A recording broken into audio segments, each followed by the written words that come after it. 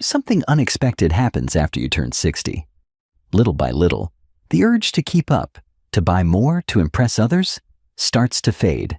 And in its place, you begin to feel something else, a quiet kind of freedom, a clarity you didn't even know you were missing. Today, we're talking about 9 things that many people stop buying after age 60, and why doing so makes them feel lighter, happier, and more at peace. This isn't about cutting back to survive. It's about letting go to truly live. If you're over 60 or heading that way, I invite you to stay with me. You might find yourself nodding along, smiling, maybe even feeling a little seen. Let's talk about the things we no longer need, and the life that opens up when we stop chasing them. 1. Fast fashion. There was a time when many of us felt the pressure to dress a certain way, to look polished, trendy, appropriate. We dressed for work, for approval, for social expectations. But something shifts after 60. For most people, it's not a sudden decision, but a slow, gentle unlearning. You wake up one day, open your closet, and realize that half of what's in there no longer reflects who you are or how you feel. Those high heels that pinch, the button-up shirts that were never comfortable, the jackets that looked good but felt stiff. Suddenly, they don't make sense anymore. Fast fashion becomes one of the first things to go. The endless cycle of sales, new arrivals, and seasonal trends just feels exhausting. And not only exhausting, it starts to feel pointless. You begin to see clothing not as a statement to others, but as a form of self-care. You care more about how something feels on your body than how it looks on a rack. You stop asking, will they like this? And start asking, do I feel at peace in this? Comfort becomes a kind of luxury. Soft fabrics, simple cuts, familiar colors. Clothes that don't scream for attention, but let you move through the world at your own pace. Some people find joy in having fewer clothes, but better ones. Others rediscover old favorites hiding in the back of the closet. And many stop buying new clothes entirely unless something truly wears out. And you know what happens when you stop chasing trends? You stop worrying about being seen and start focusing on being felt. People no longer judge you by your outfit. They respond to your energy, your presence, your authenticity. That's the quiet confidence that age brings. You realize that the most stylish thing you can wear is ease, and that realization in itself is liberating. There's a deep kind of peace in waking up, putting on your favorite sweater, your softest jeans, and heading out the door without a second thought. You're no longer dressing for the world. You're dressing for you. And that's something you don't learn in your 20s. That's a wisdom that only time can teach. 2. Expensive beauty products. Let's talk about beauty. For decades, many of us bought into the idea that youth equals beauty and that aging is something we need to hide. We spent hundreds, sometimes thousands, of dollars on creams, serums, concealers, and promises. Promises that we could slow time, erase wrinkles, brighten, lift, tighten, glow. And while there's nothing wrong with wanting to look our best, there comes a time, often after 60, when you begin to see the mirror differently. You start to see your face not as a problem to fix, but as a story to honor. The lines around your eyes? They came from laughter, from squinting in the sun, from smiling at people you love. The softness in your jaw? That came from years of speaking your mind, kissing your children, holding back tears. Every mark, every change, it all belongs to you. Many people over 60 find themselves slowly letting go of expensive beauty routines. Not because they've given up, but because they've grown up. You realize that no cream can bring back your 20s, and more importantly, you wouldn't trade your current peace of mind for that younger face, even if you could. You stop buying the miracle products. You stop falling for ads that whisper, fix this, hide that. And instead, you might keep just a few things that make you feel refreshed. A moisturizer you like, a soft lipstick for special occasions, maybe a light powder or blush. But the need to mask, to hide, to alter, it fades. What grows in its place is authenticity, a different kind of beauty, the kind that can't be bought, only earned.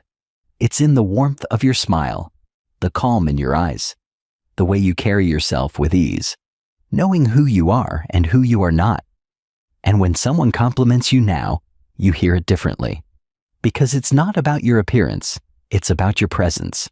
That's the kind of beauty that doesn't fade with time. It deepens. So you stop buying the latest anti-aging product, and in doing so, you start owning your age. You stop trying to turn back the clock, and instead, you walk forward with grace.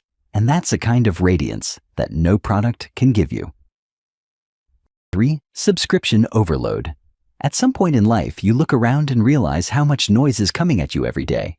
Emails, shows, magazines, apps, channels, all demanding your time, your attention, your dollars.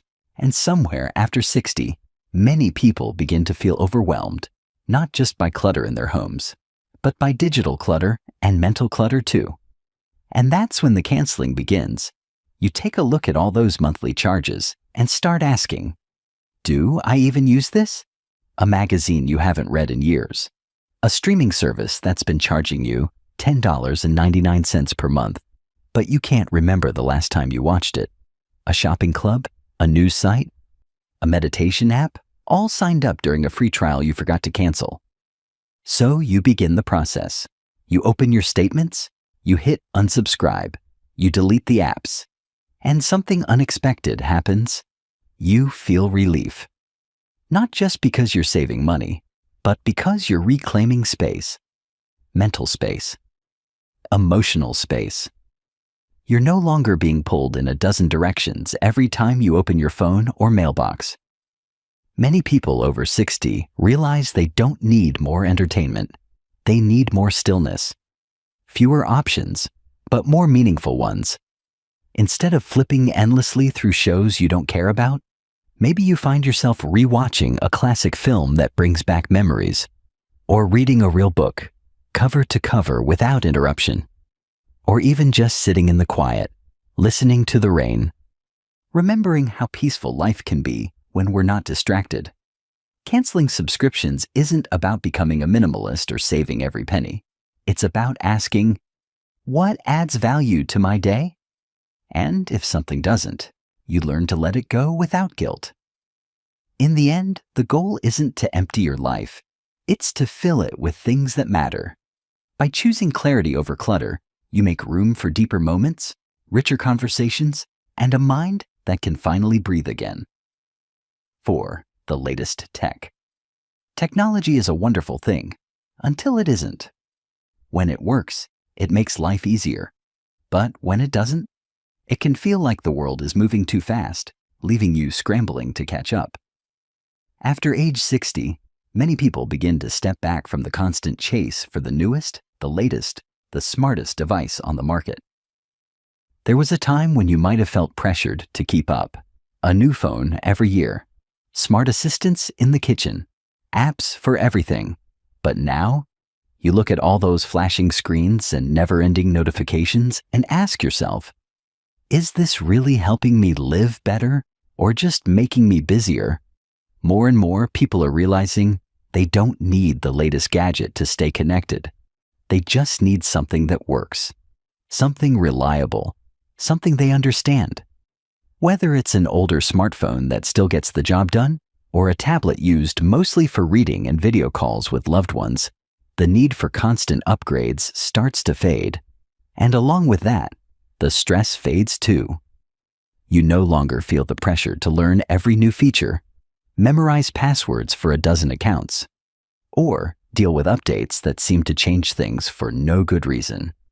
You get to choose how much technology you allow into your life and how much you don't. For many, this shift brings a kind of peace. Instead of being overwhelmed by too many options, you begin to focus on the tools that serve a clear purpose. You might still use a few apps, maybe for photos, music, or health, but you use them on your terms, and you stop buying things just because they're new. Some people even go further, disconnecting certain tech altogether. They return to paper calendars, handwritten letters, or face-to-face conversations. They swap out smart TVs for simple ones. And in doing so, they rediscover something surprising. Life feels fuller when it's not always plugged in. Technology isn't the enemy, but constant consumption of it. That can steal your time, your energy, and your peace. And when you stop buying into every upgrade, you start upgrading your own life instead. Fancy cars. There was a time when a car was more than just transportation. It was a status symbol. The kind of car you drove said something about who you were, what you'd achieved, and where you were headed.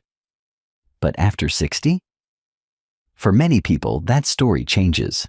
The car becomes less about image and more about ease. You start to realize that you don't need a luxury badge on your steering wheel to feel proud of where you've been. You've already proven yourself to your family, to your career, to the world. You no longer need your car to speak for you. In fact, you'd rather it didn't speak at all. You just want it to get you where you're going, safely and simply. So, the desire for expensive, high-maintenance vehicles begins to fade. The stress of costly insurance, high repair bills, or worrying about a scratch on the paint, it just isn't worth it anymore. Many people downsize their cars.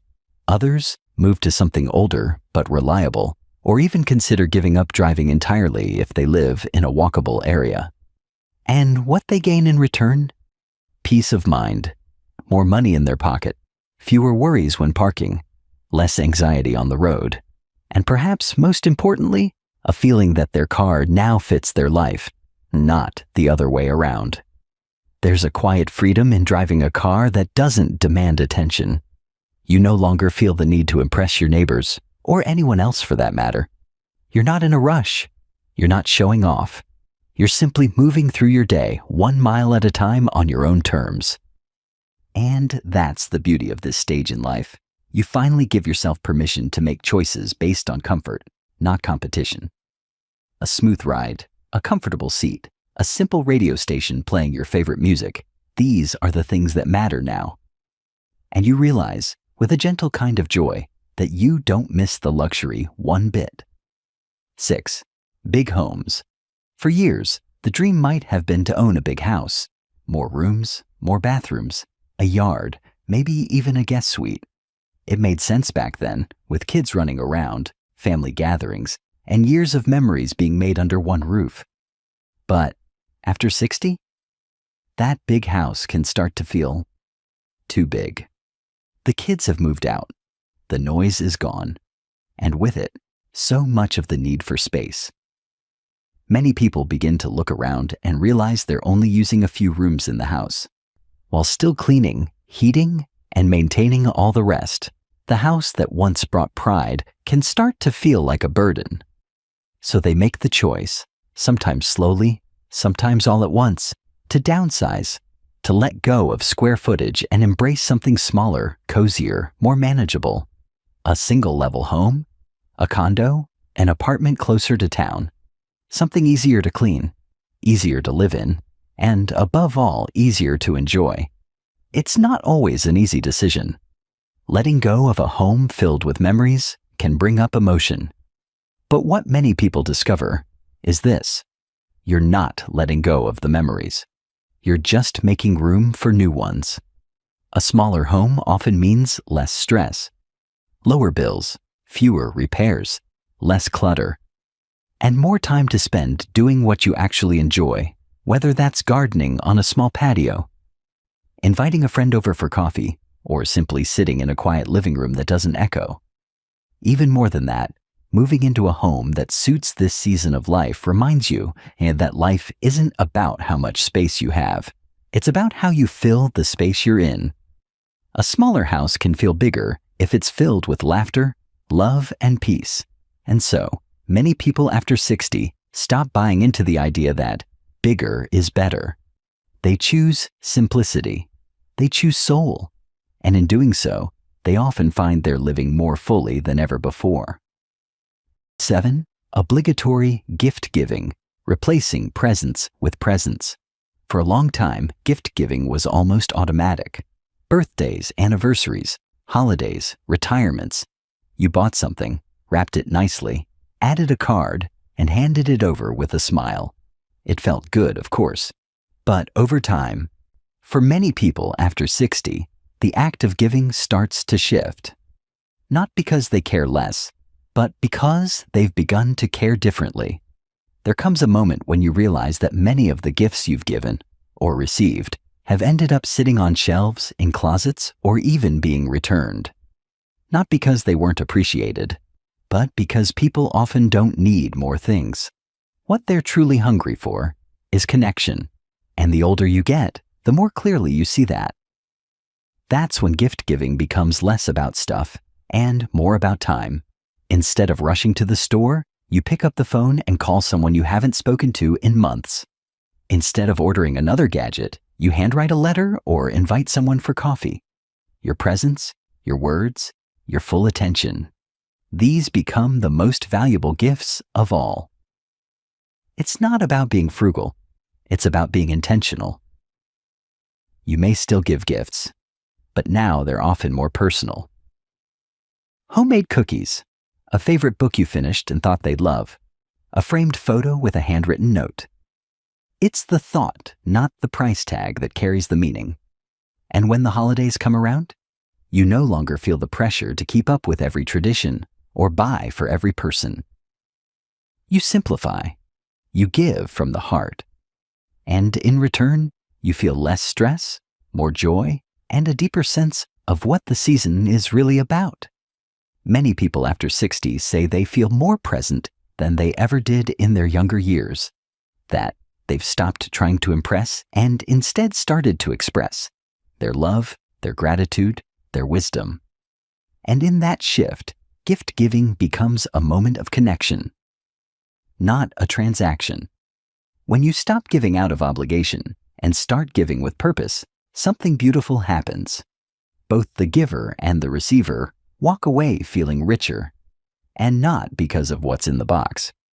Expensive social events, prioritizing meaningful connection. There's a certain kind of exhaustion that can come with being constantly on. Large gatherings, loud music, big dinners where you barely get to speak to anyone.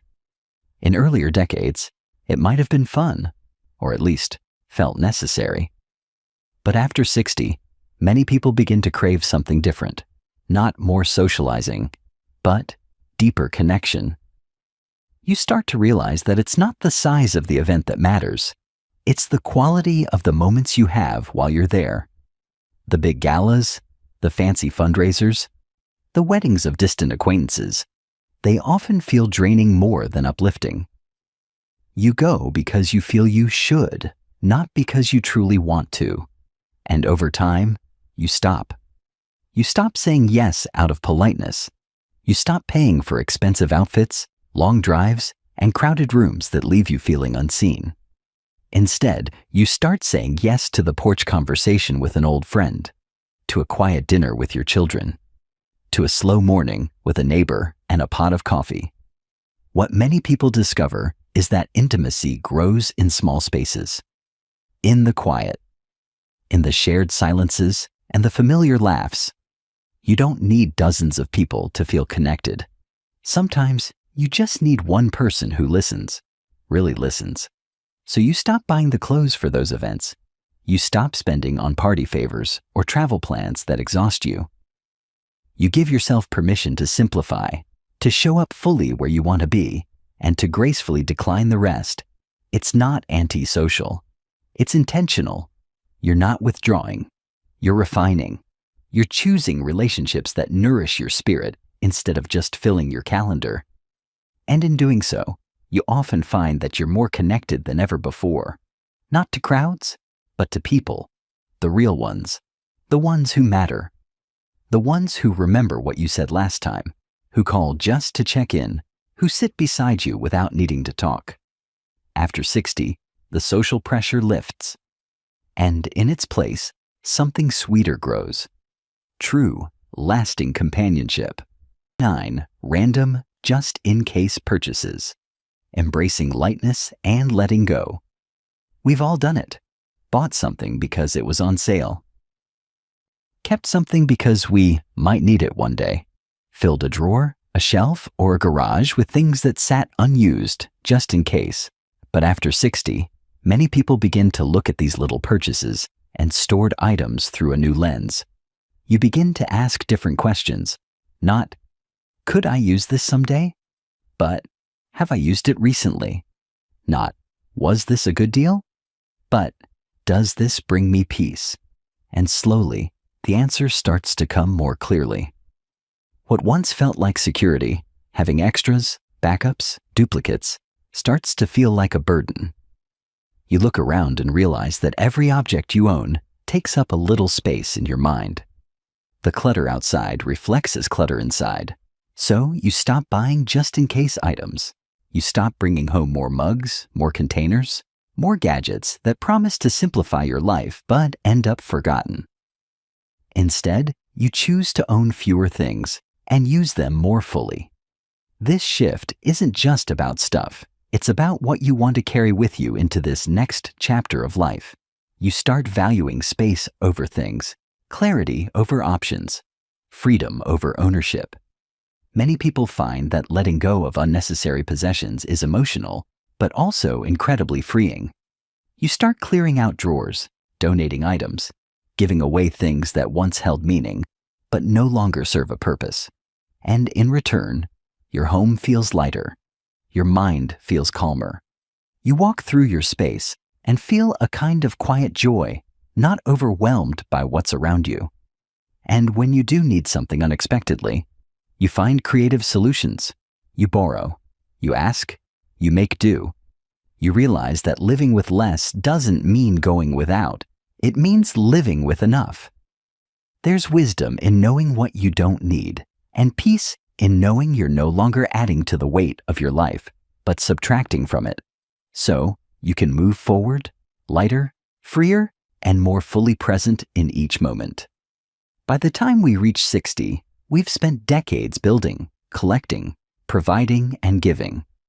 But the beauty of this chapter is that it invites us to release, to let go of what no longer serves us, not with regret, but with grace. When we stop buying things we don't need, we start uncovering the things that truly matter. Peace, clarity, connection, and purpose. It's not about having less. It's about living more freely, more fully, and more aligned with who we really are. If any of these resonated with you today, I hope you'll take a moment to reflect on what you've let go of and what that has made room for in your life. And if you feel comfortable, share it in the comments. Your insight might be exactly what someone else needs to hear right now. Because here, we don't just trade stories. We pass down wisdom. Thank you for being here. And until next time, keep living with heart, with intention, and with the quiet strength that only experience can bring.